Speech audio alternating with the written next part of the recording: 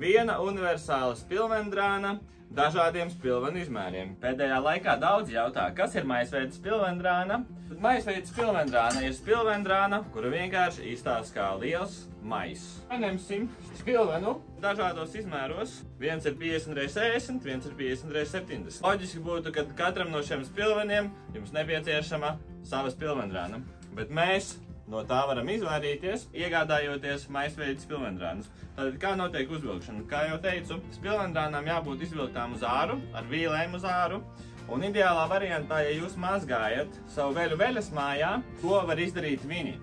Izvelkot spilvendrānu uz āru, jūs viņā ieliekat rokas, šādi te, tā kā maisā, paņemam, aptiram spilvendrānu ap stūriem, un tālāk ar vieglām rokas kustībām mēs šādi ievalkam un sakatam spilvenu.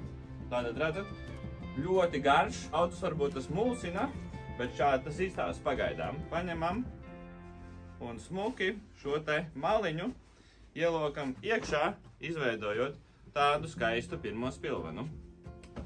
Ja mēs pareizi atceramies, šī spilvendrāna arī bija tādā pašā izmērā kā pelēkā. Un mēs atkārtojam to pašu. Paņemam spilvendrānu, pirmais. Ievelkam iekšā rokas līdz galam.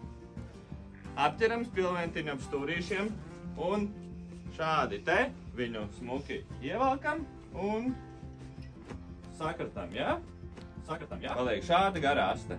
Asti mēs smuki ieliekam iekšā un sanāk šāds smuks spilvens. Spilvendrānas bija dažādos izmēros, bet uz abiem spilveniem izstāsta ideāli.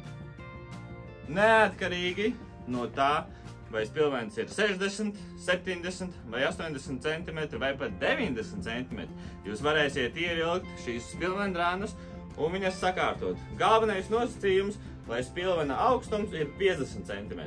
Tātad 50 x 60 x 70, 80, 90, 100. Tā kā tā.